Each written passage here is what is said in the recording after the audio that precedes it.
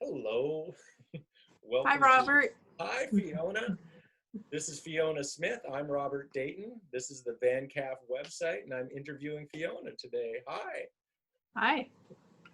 I've got so many questions. I hope you're cool with that. Very cool. Okay, good, because I'm really excited to chat with you today. The one thing I really want to talk about, well, the million things I really want to talk about is, first of all, Somnambulance, Yes. published by Koyama Press.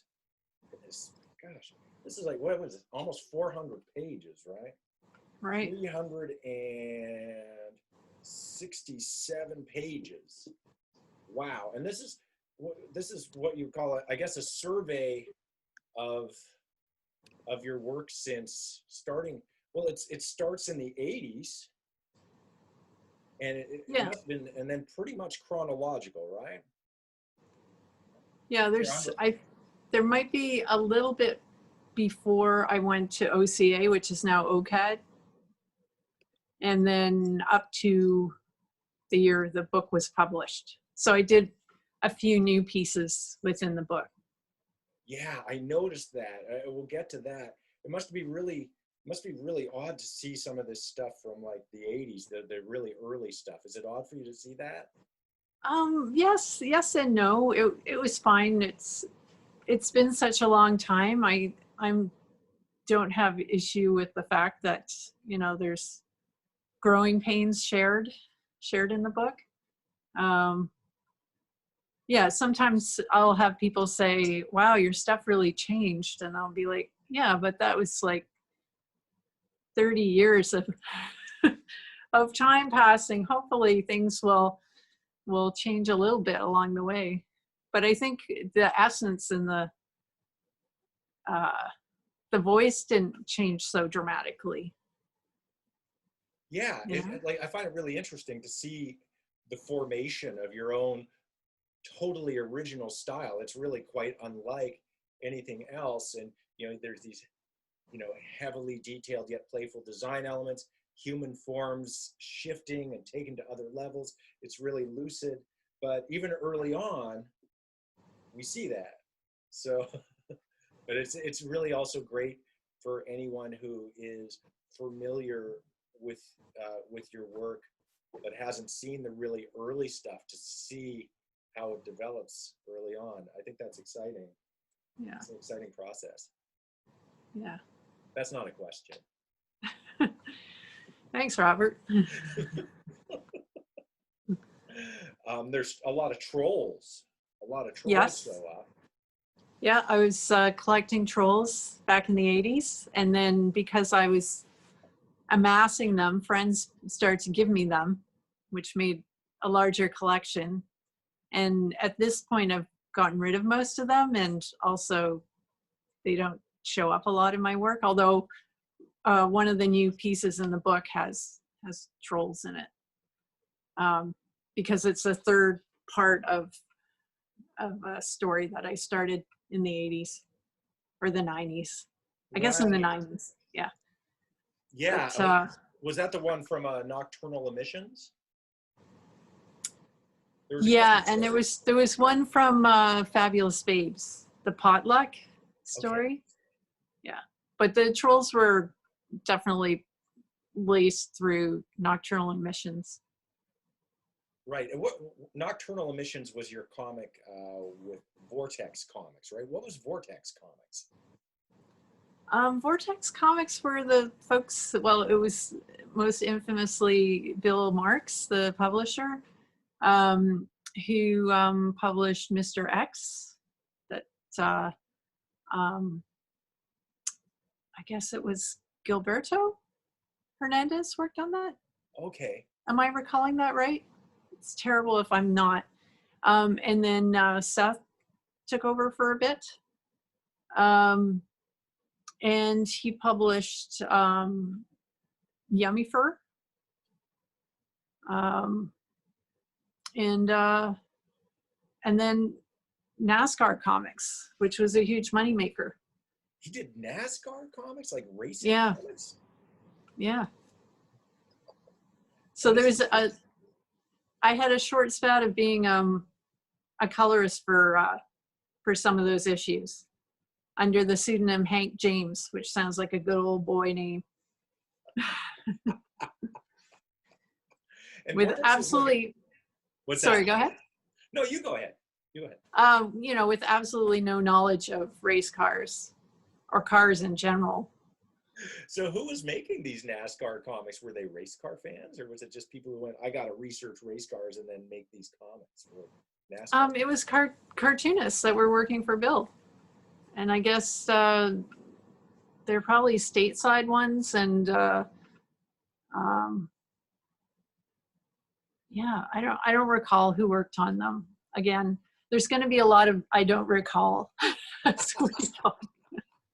Well, because of somnambulance, we're going, we're going way back. I mean, especially Yeah. as Vortex was like a quick burst, right? Like a 2-year burst in the late 80s, was it?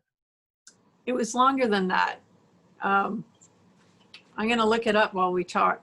Sure. There's a Wikipedia page. There's a Wikipedia page for Vortex. Yes. So if I had just looked it up on Wikipedia, I would have known. But then I'd have one less question to ask you. But I have so many questions. Here we go. 1982 to 1994. Oh. So Dean Motter's Mr. X, Howard Chaykin's Black Kiss, Chester Brown's Yummy Fur. Yeah, I didn't make the list. I don't think. And Nocturnal Emissions. There we go. The interesting thing about the story in it is listed there. Cool. Good. Yeah. The really interesting thing about Nocturnal Emissions is that I found is the actual addendum in Somnambulance, because the story didn't end. The comic ended and the story didn't end. So you actually, what I found really interesting is you finally end the story in Somnambulance. You give it a brand new ending, but you ended the story 25 years later in the present as opposed to back then. So you actually ended the story 25 years later, and the end of the story took place 25 years later. Did you have an earlier ending for it at all from back then, or? No, because there was going to be more story. I mean, back then I would have been reading folks like the Hernandez brothers and seeing these epic stories grow and imagining creating my own. So there was going to be way more story before an ending. So, this book is a collection of past works and what do you call that? When you show old stuff in a big show. Like a survey? It's an R word. Retrospective. So retrospective. So it felt like who I was then to who I am now, kind of merging the two and making a story that reflected who I am today and perhaps what may have occurred along the way. But I don't really get into that in depth in the final story. It's just a bunch of folks really meeting in a gallery on Queen Street. Yeah. So familiar neighborhood, familiar kind of people, and those were the folks that informed the characters to begin with. So, yeah. It's kind of interesting to be revisiting these characters. Yeah, I mean they're very 90s. Like the Toad and Pussy and Roach. I mean their names, and their styles and stuff. But I mean that's when I was coming up. That's when I was an emerging artist, and yeah, if I had continued to write it, it would have evolved and changed, Yeah, with the time and with who you are, you mean, or? Yeah. We dropped a thread. We I really want to get back to trolls, the trolls. Yeah. The trolls. What drew you to trolls? Probably partially an exercising of Catholic upbringing, and creating my own religion or spirituality, and trolls are supposed to be lucky, and lucky is a recurring word and meaning in my work, but misspelled. It's like Lukkie, and it's referencing feeling lucky, but also the unfairness of the belief in fate, that some people are more lucky than others. And the troll kind of became this symbol of that, even before I probably was using the word lucky. Yeah, because the way, here's a troll that a fan sent to me from the UK back in the nocturnal emissions days. So we're talking early 90s. And you can see even the stance is Christ-like. It's also like those, I don't know what's the name of the Egyptian goddess, but from the tomb of Tutankhamun, you know, that figure that stands to the side. It's also a similar kind of stance to that figure. Yeah, and here's one. This is one of mine that I made in the 90s. So no, I also find the stance is really open, right? It's kind of got an openness about it. Yeah. Almost like ready for a hug or something, you know? Yeah. Or a belly rub, right? Because there were those ones with jewels on them. I mean, there's so many different kinds of trolls. Well, that's the thing. You were able to, you know, there's so many variations, and you were able to make your own variations on that. Can I see that one again? Can you put it closer to the screen? Yeah, so this one I made during the 90s. Me and, well, thanks to a friend, Arella Gannon, she took me and Tina Cooper, another friend, to this ceramic studio on the Queensway, where you could, you know, people would have parties and paint plates and bowls. But we were going there, and they had a cast of this of trolls. So I started painting trolls, and I mean, I probably made less than 25 of them, and they made their way out to the world. But yeah, and also the fact that they're so ugly and kitschy, you know, it's kind of anti-fashion, or it was at the time. Well, they've never gone away. They're still around. No. Yeah. Yeah. And I mean, I remember one you gave me. I got one from you it wasn't one that you made, but it was a really odd one that was a manufactured one, and it was a cyborg troll. Oh, yeah. Yeah. So it was like this post-apocalyptic troll. You know?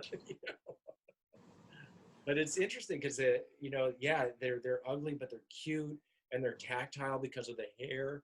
I really find them fascinating, you know. Yeah. The end of pencils, you can, you know. Yes. They can do with the hair. It's so neat. Yeah. So with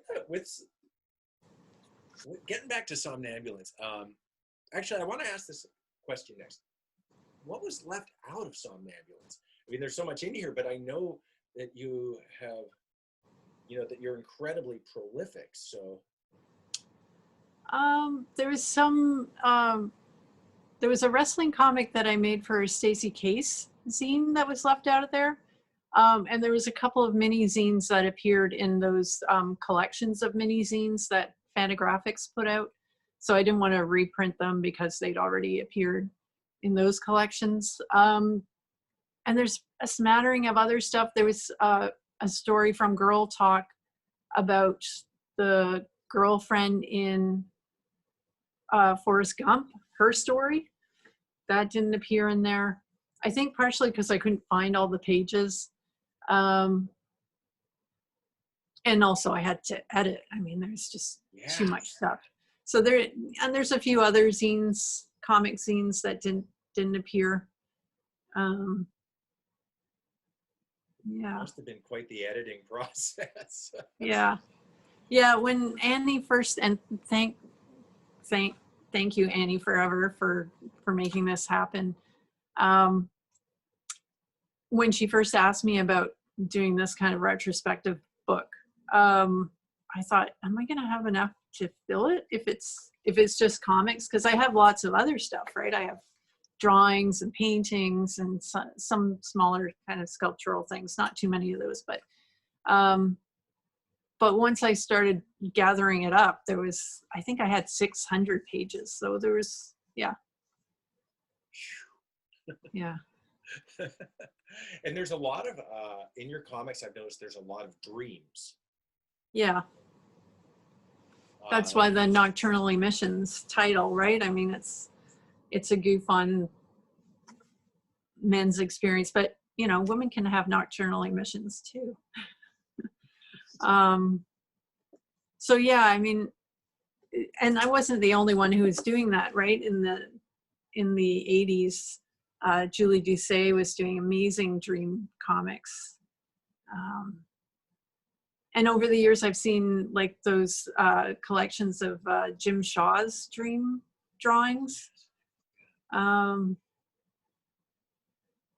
I think Jim Woodring was doing some dream comics as well. Oh yeah.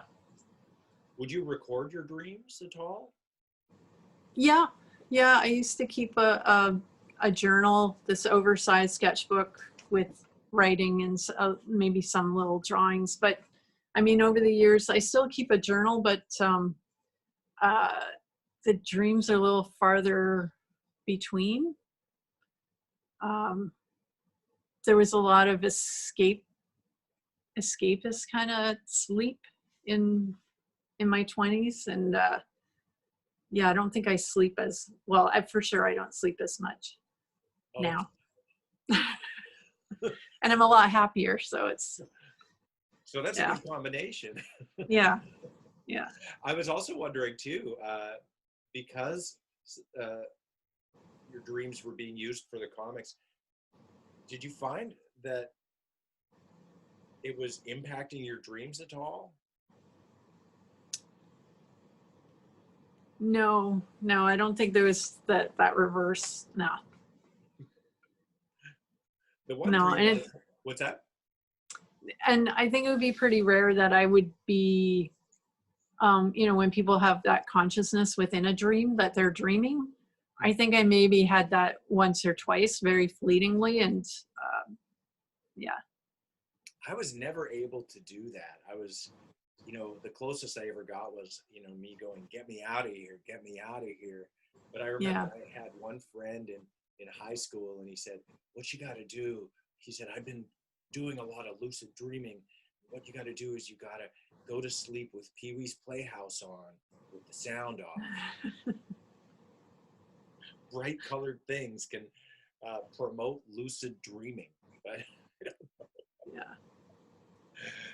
The one comic that I found that flows like a dream, but I'm not sure if it came from a dream, is Sugar Sandwich, where sugar is a drug. Yeah, and that was inspired by a variety of stuff that was happening, plus Craig's band, the Leather Uppers, with Greg Timoshenko, so my partner Craig Daniels, of course, and Classy Craig.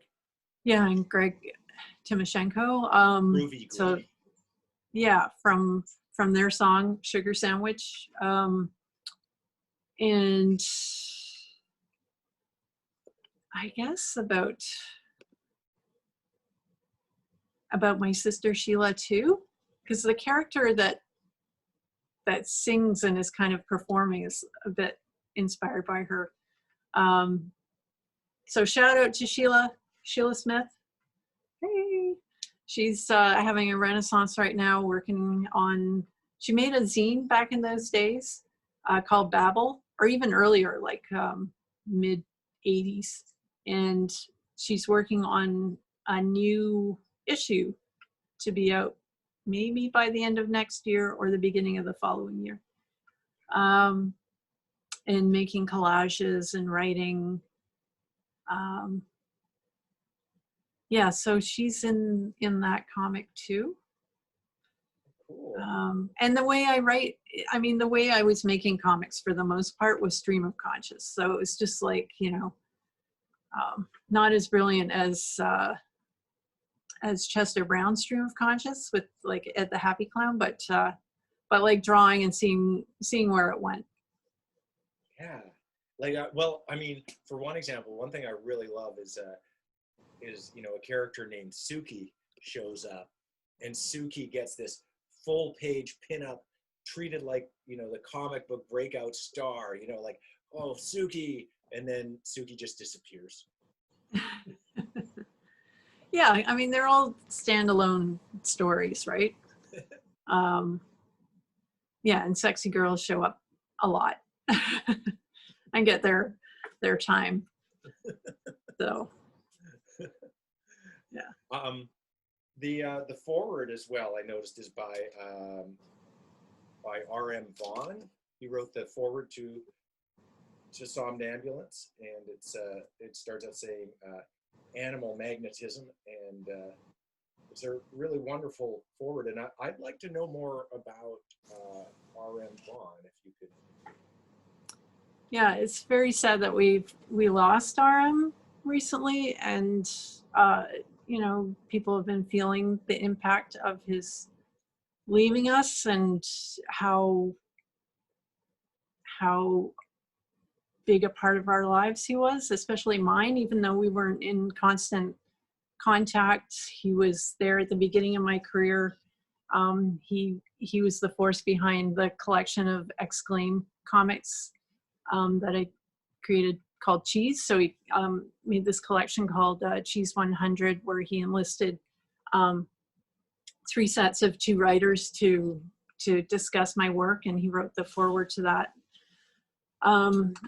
And then, yeah, wrote the foreword to Somnambulance in 2018. And, you know, midway through there, he was part of the book launch for The Neverwers, the graphic novel that I created for kids, and interviewed me on stage at the Gladstone for that.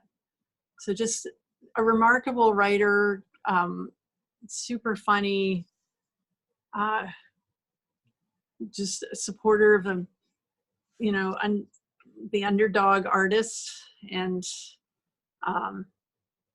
you know, queer champion, queer writer himself, and just, yeah, it's just such a large loss to Canadian culture and beyond. So I first heard about you, it was Snipe Hunt. Now, Snipe Hunt was this dance music mag out of Portland. You'd get this newspaper, and it was like it had a lot in it, and this was back in the early 90s, and you did these full color posters, some of which are in here. If I can find them. Reproduced a little smaller. yeah. See this? Let's see if we can see this. Here we go. And yeah, so you get Snipe Hunt, you get these amazing posters that you would do, and that's where I first heard about you. And it was a free mag. It was out of Portland. Could you get it in Toronto, where you are right now? I think maybe at least 1 or 2 music stores might have had it, and maybe the Beguiling would have had it, because there were so many cartoonists in it. But they would only have a handful. Maybe This Ain't the Rosedale Library would have had it. I don't know if Pages would have had it. Yeah. But yeah, like, yeah, it was such a great opportunity to do that. There was no editing, or like you just sent your stuff in, and Kathy Malloy would print it. And doing those posters was just so amazing to get to do that with color, and And it also, it got my work out to, well, the West Coast Yes. for one. Because that's where I was, yeah. And it actually got me one of the best commercial jobs that I ever got was through an art director in Beaverton at Nike, seeing one of the posters and commissioning me to design a woman's sportswear t-shirt. Oh. So yeah, it was at a time when sportswear producers were being slammed for using sweatshops and child labor and stuff. So it was a little questionable to, like, today people would jump, illustrators and cartoonists be like, oh yeah, it's cool, and doing some Nike thing. But then it was a little bit like, yeah. Well, but I was totally broke at the time, like total transparency. I was like, me and Craig had just got a hydro bill. We were living in a house in Parkdale that had electric heating, like those baseboard heaters, and our roommate Pete Doherty, not the musician, but our hydro bill was like $1,300, and we're like, how are we gonna pay for this? And then this Nike thing came through. It was like, oh, all right. It's funny you say that, because that would have been the 90s. I remember in the 90s, like, it was a very different time in terms of, like, I'm not going to sell out, no sellout. Yeah. Now these, and so you'd have these ethical qualms where you go, oh, I gotta, I have to pay for heat or food. And yeah. You'd have these qualms that are, that a lot of people, now you go on Instagram and it's paid partnerships galore. It's a very different world now. But back then it was trickier to navigate. Yeah. I really loved Smyth Hunt. Kathy Malloy was, I'm kind of amazed. Yeah, so you had comics in there, right? Yeah, and there was some stuff in there, Fiona. Oh my! And were you writing in there too? Yeah. Yeah. Yeah, I can't believe that some of that stuff that I was doing saw the light of day. Kind of transgressive, if you know what I mean. I'm like, this free paper anyone could read. Yeah. She was so supportive, though. So. Yeah. And then flash forward, I guess a few years later, and you were doing stuff for Paper Rodeo as well, which was out of Rhode Island, right? Right. Yeah. That was so connected to Fort Thunder, and that was very exciting. I had a brief mail exchange with Jim Drain, exchanging zines and stuff. That was pretty cool. And I completely related to their kind of comics, right? Well, it was really, that bridge between, comics and so-called fine art, where, I feel that it was, not genre related, but more, experiments, I guess. I don't know if I'm articulating that properly, but it was definite comic art, Yeah. Yeah, I mean, that's really exploded today. I mean, it's wide open. Yeah, I guess it is less questioned today, right? It's almost, yeah. Paper Rodeo had some very wild stuff in there too. My goodness. Yeah. Actually, speaking of which, in Somnambulance, I noticed there's a shift in styles at times, as it goes on. Like, the comics get more comic booky, and I also noticed the more art installation projects and stuff that you're doing in the gallery setting, because you also do gallery work, gets more landscape detailed. Sometimes and then I also noticed at the exact same time with your graphic novel, The Neverwers, it's narrative science fiction, and it's aimed at younger readers as well. And so I noticed that particularly as being more comic booky as well. So I'm fascinated by the more landscape detail of your gallery practice, and then the more comic booky approach. I don't know if it was, well, it was a conscious effort for the kids' book, because I was making a pretty traditional graphic novel, and also my first one. So, like first long form book. So yeah, it was pretty traditional, and the approach, and learning how to storytell along the way, with the great help of an editor at Annick Press, David Wichman. He was an amazing editor, but also resource and inspiration along the way for how to tell this sci-fi story. And then for the landscape stuff, I think it's internal landscapes, and maybe all the white noise patterning of the earlier days, it turned into these kind of these landscapes with depth instead of being flat to the picture plane. So they're still kind of dense, but there's depth there. And I think that was just over time, just turning inwardly. Mm. Even though they're expansive and they're beyond, they're really about, what's that word, interiority? because they would a little also, art speaky. because you would use the whole of the gallery, right? You would take up the gallery walls, and sometimes, if I remember correctly, you would even work directly on the wall as well, too, right? Yeah.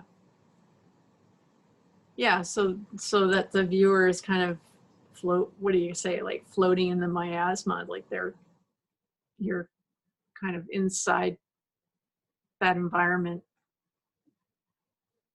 So now I'm thinking of doing that more with animation.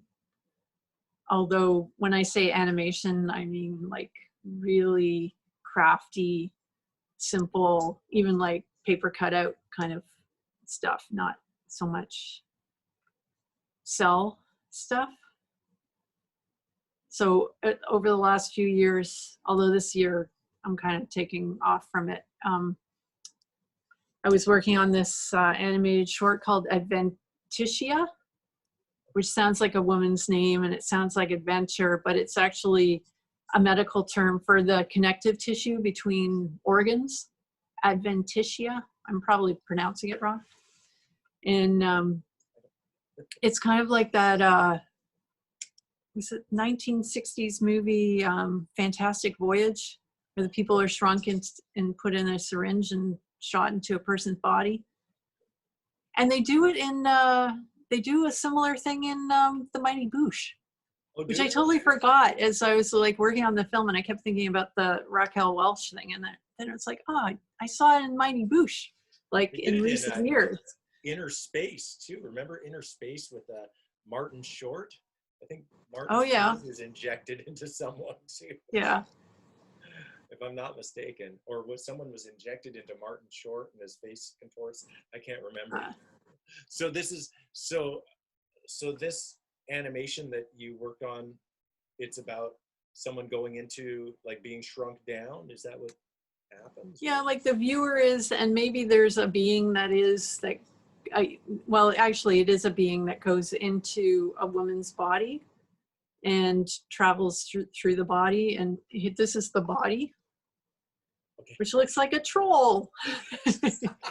Oh, like that's the actual body that was used? Yes. Okay. And this is kind of, it's almost like they're a different self of them goes into them, but shrinks down and goes through a cut in the leg, and anyway, yeah, so these are like very recent pieces for Adventitia. But like I said, I'm taking a break because I'm working on these kids books with Corey Silverberg. And Yes. Now, we'll get to that in a moment. I also yeah, wanted to know, you had also done some animations for, some illustrations for an animation. I think it was a lateral thinking puzzle animation by Winnie Chung. Was it yeah, Albatross Soup? yeah, Winnie Played at Chung Sundance? and Massa. Wait, I gotta find his name because I want to give the animator's name correctly. Oh, absolutely. Yeah, is it played at Sundance and Fantastic Fest and a whole bunch more? Yeah, yeah, that was a really fun project to be a part of and to see it come to life. Now, did they send you the audio first of people's conversations? Were there, so basically the audio is people trying, it seems like actual conversations of people actually trying to figure out this intensely morbid, this really morbid puzzle, and Yeah, then animations using your drawings, if I'm correct, right? So was it the audio first, then they'd send you the audio and you'd work from that? they sent me Winnie Chung, the director, sent me some audio stuff, but mostly like prompts for what to draw. And so I just want to say, yeah, director Winnie Chung and the amazing animator is Masayoshi Nakamura. I didn't want to get his name wrong. And so, and like prompts for what the characters should look like. And so there was a few iterations before the final version. And then Massa took the drawings, kind of, you know, enliven them. They look a slightly different than from my drawings, but just gorgeous, fun, yeah, bit creepy. Yeah, the sound is so important to it too. Um, And people can find that online, right? yeah, yeah, Okay, great. Okay, so yeah, it's yeah. Won a Albatross bunch Soup. of awards. Yeah, So if they look up Albatross Soup, it's really easy to find. I was able to find it quite easily. So yeah, great.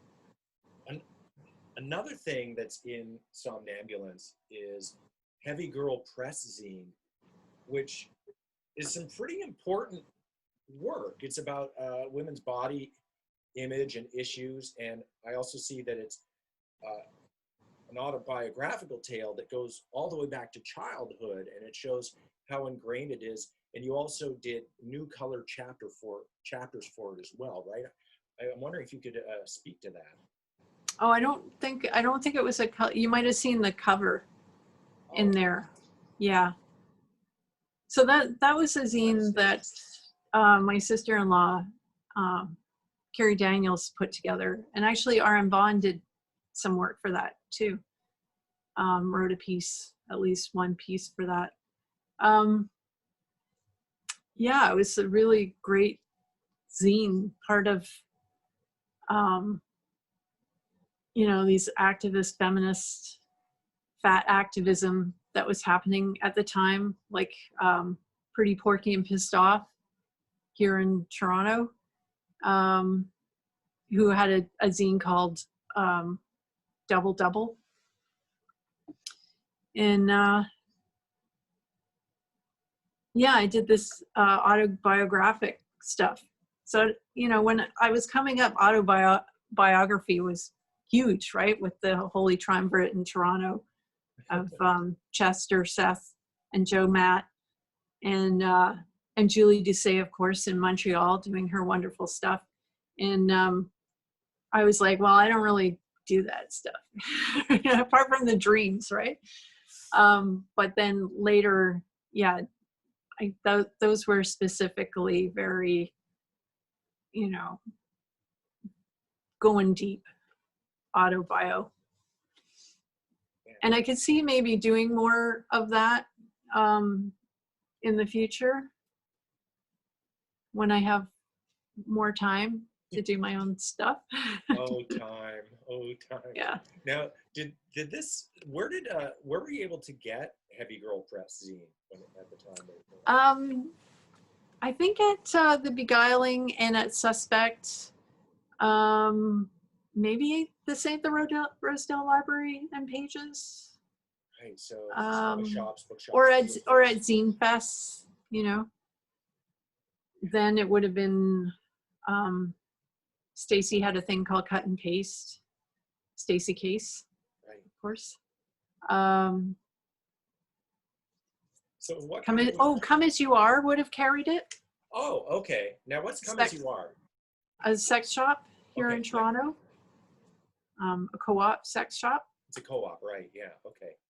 Yeah. That has an online presence now. And I did some work for the shop, for their website back in the day, and showed in their shop. And that's how I met Corey Silverberg. He's the one who initially contacted me to do artwork for the site. Oh, wow. And that's led to a collaboration. Yes. That's happening as we speak. You brought it up earlier. Is that so that's What Makes a Baby? Okay. Yes. So this is the first one in 2011. And then in 2015, so this is for, little kids, 3 to 6. Can I see an inside page? I'll show you the back, the end papers. Oh, wow. Okay. Yeah. So it's an educational book, right? Cool. So I just want to read you what this page says. It says, when grown-ups want to make a baby, they need to get an egg from one body and sperm from another body. They also need a place where the baby can grow. So this book leaves it open for a child to know their story, to discuss that with their parents or a guardian. And it doesn't mention gender. Okay.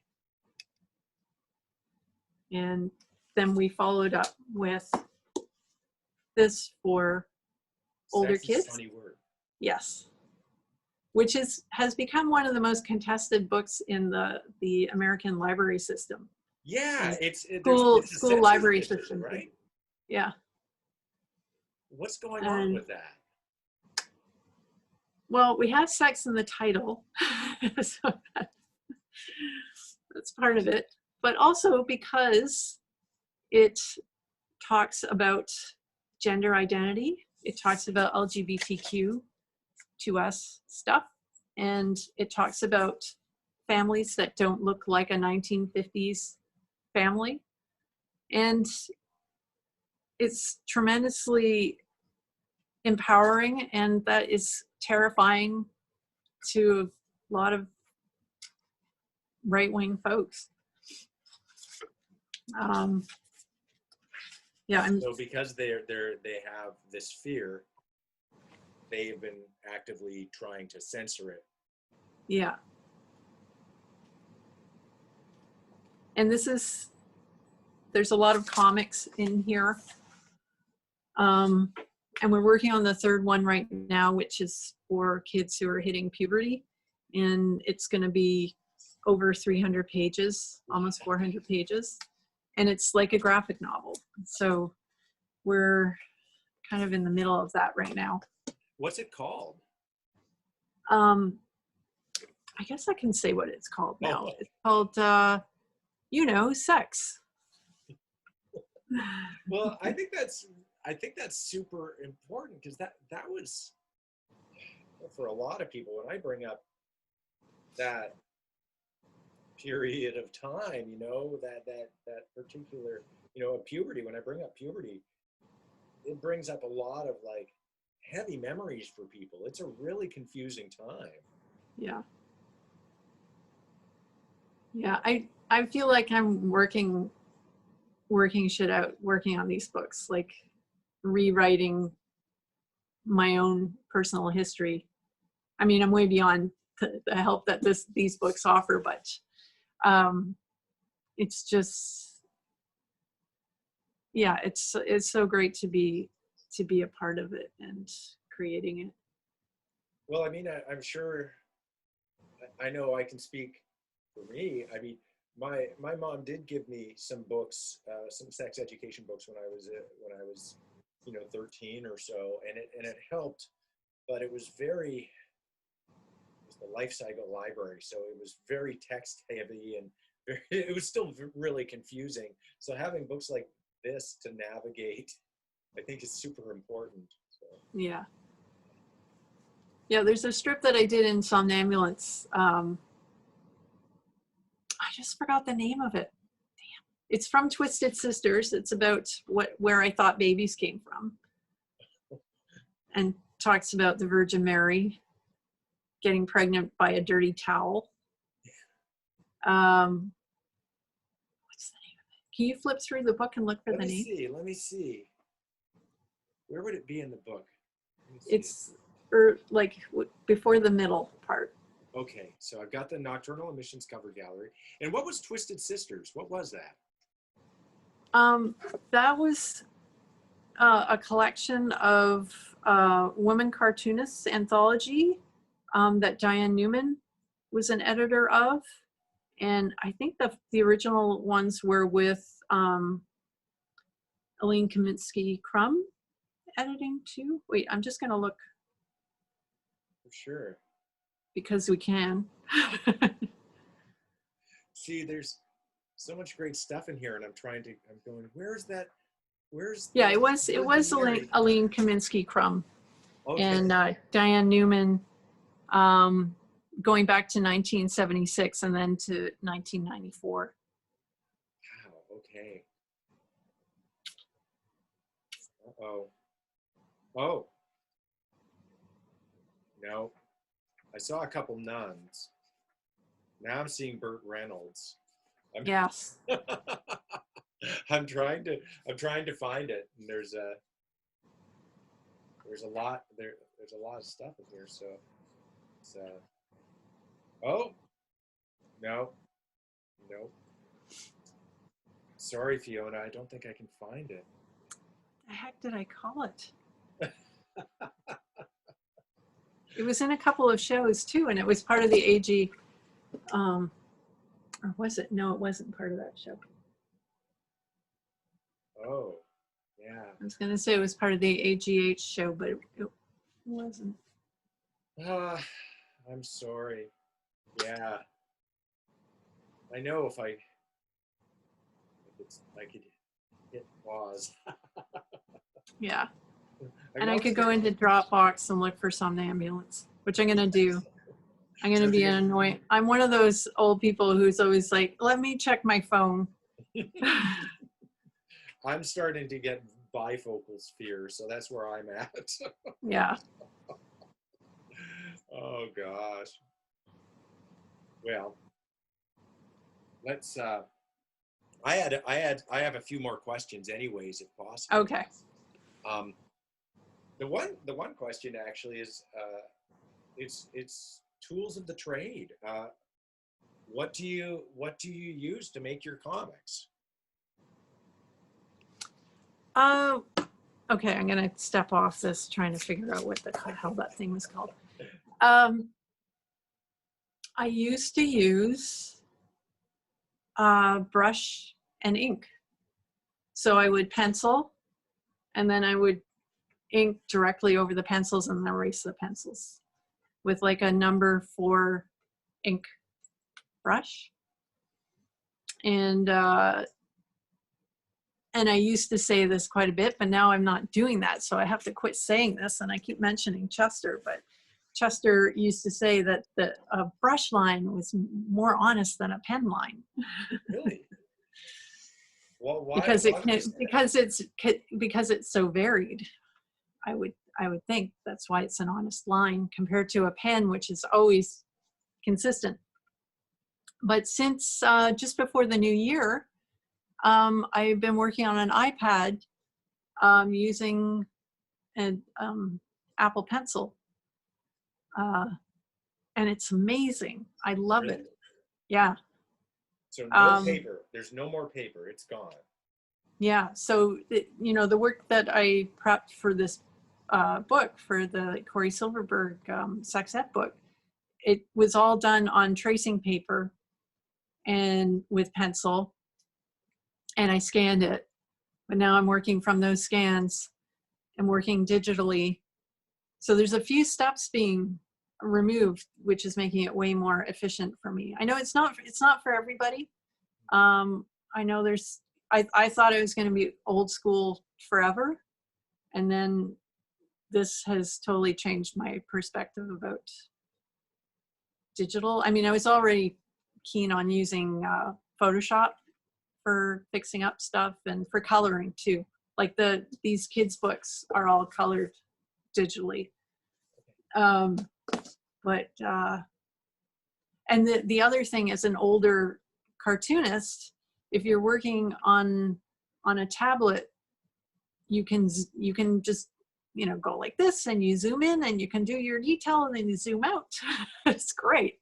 I can see what the hell I'm doing.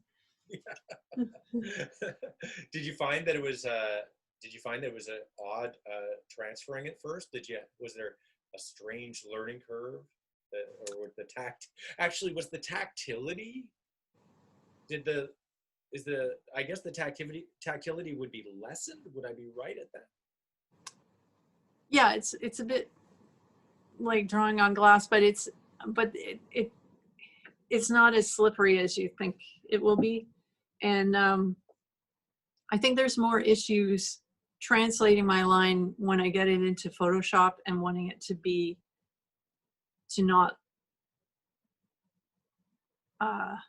still have a kind of a textural feel to it, like it has been drawn on paper, which you can fine tune your tool in the iPad in this program called Procreate.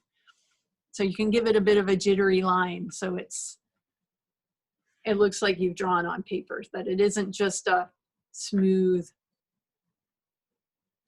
line. What about line variants, like that you get with a brush, where you go from? Yeah, you could do that, but that was something that we discussed for this book, to give it a slightly different look.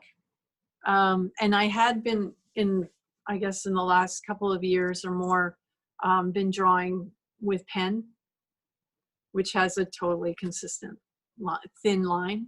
So I'm doing it more like Hergé, like it's all the same weighted line for the new book. So there's no variance there.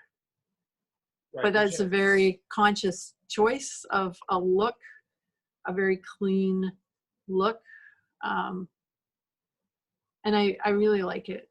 It's also forcing me to be more of a cartoonist in a way, to really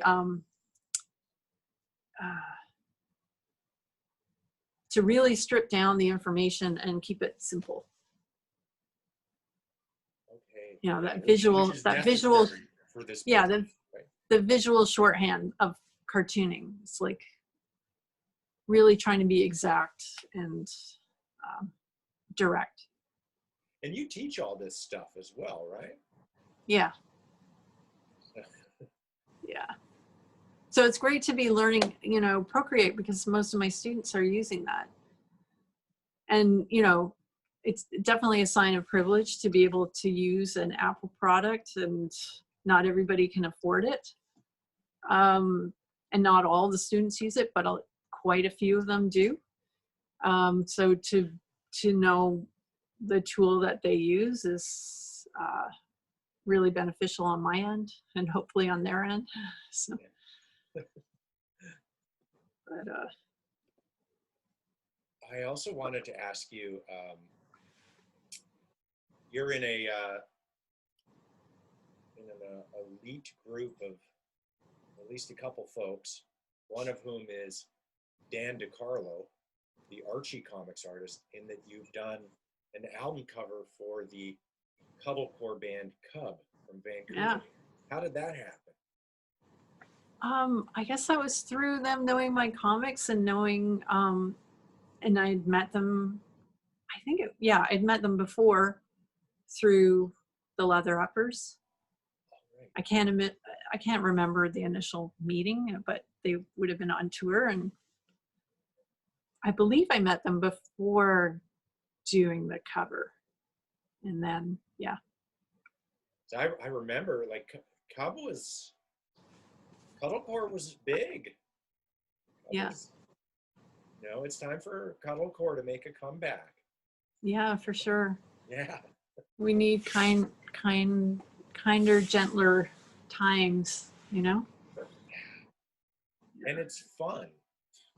Yeah. It's really fun.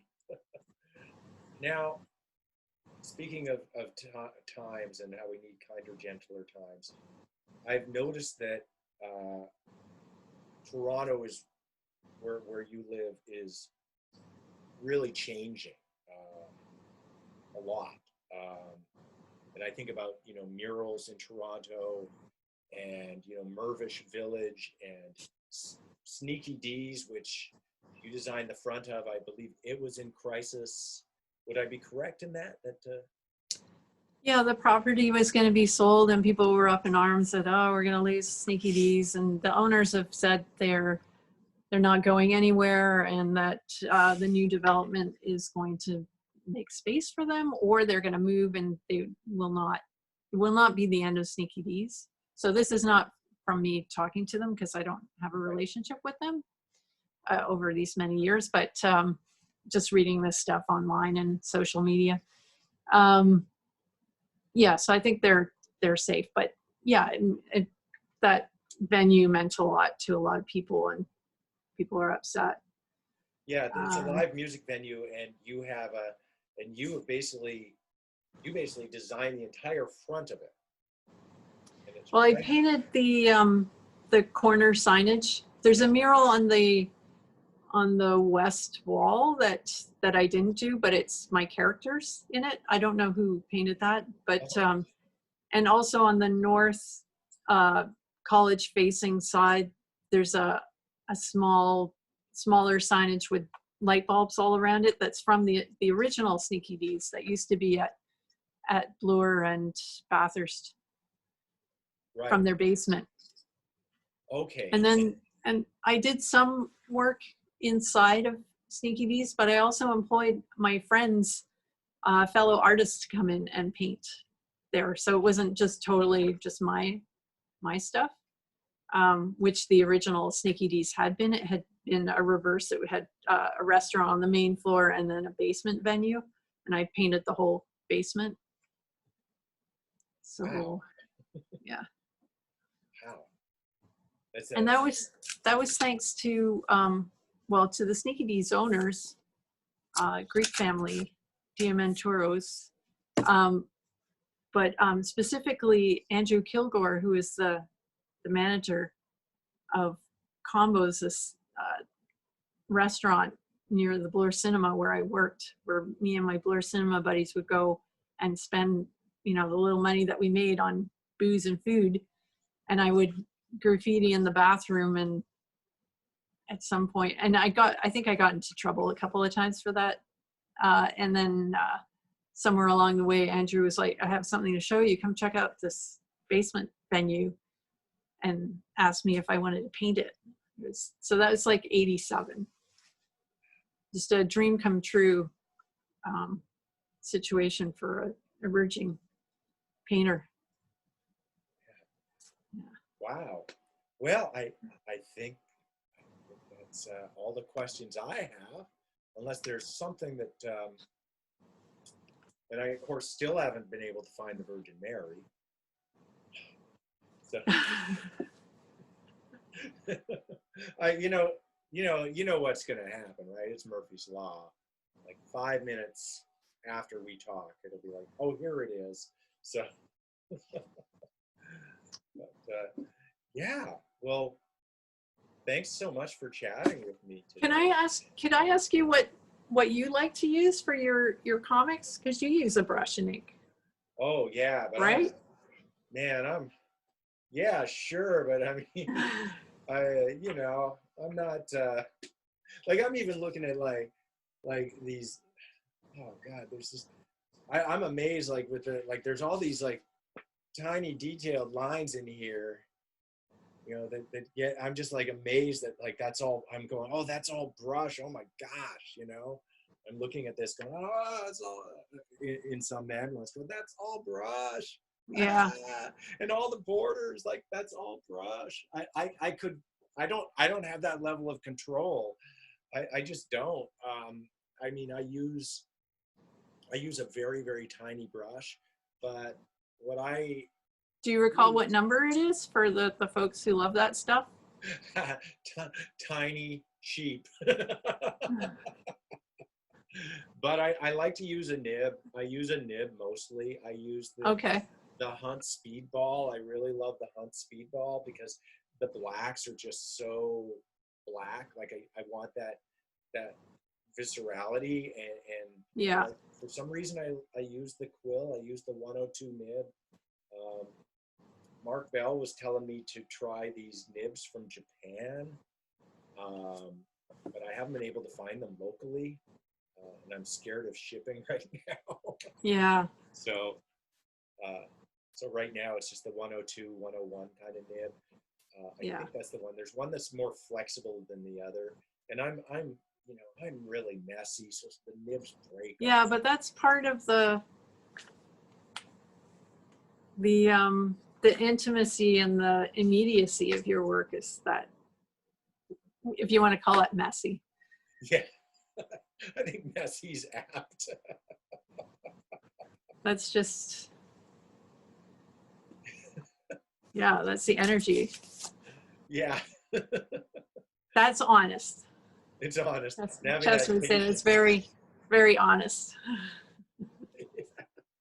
I hope so. I guess that is something that in the creative fields that some of us look for, right? That honesty, that truth, Yeah. right? Finding that truth and that honesty, and addressing things that there's also the personal truth and the personal honesty, but also we're artists and entertainers in a way, getting the work out to the world. So I guess also addressing things that feel need to be addressed or important for others. Yeah. Yeah, and that's a big part of the zine movement, right? Yeah. Which I try to impart to my students. Like, this isn't just a little fad thing. This is like, it just keeps growing. Yeah. There's lifers. There's a bunch of Yeah. lifers. Have they been making zines? Yeah.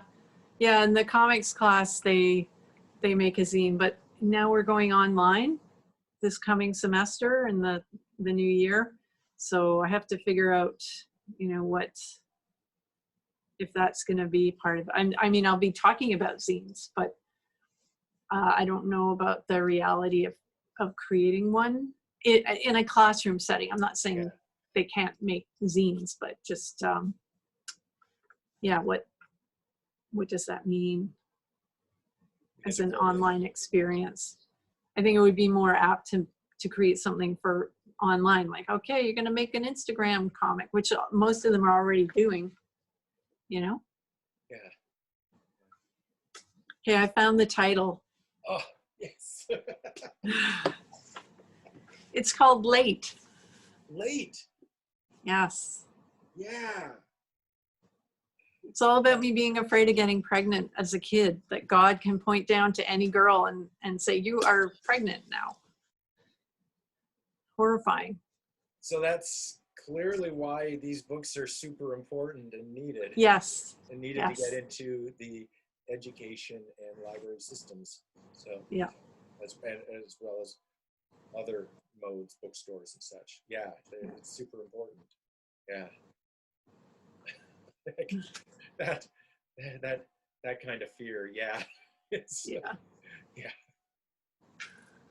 Well, thanks so much for chatting with me today. This has been Yeah, it's great. been great to talk to you. I feel like I should be interviewing you though. Ah, well, you know what I really love about this. I'm getting all like I'm talking really loud, even though I shouldn't be so loud. Um, one of the things I really love about this, when I do, it's funny how doing these interviews, um, with sometimes they're with people like you who I've known for so long, and yet I'm doing this interview and I've known you for so long, and yet I'm learning. I mean, this is for everyone to visit the VanCAF site and see, but I can be a little bit selfish and say, well, this helps me also to learn more about my friend Fiona. Even though I knew your work and loved your work before I ever knew you, it's really cool to, get to know these things. So yeah. Well, okay. I'm gonna stop recording. So thank you All so right. much. Bye Bye. bye.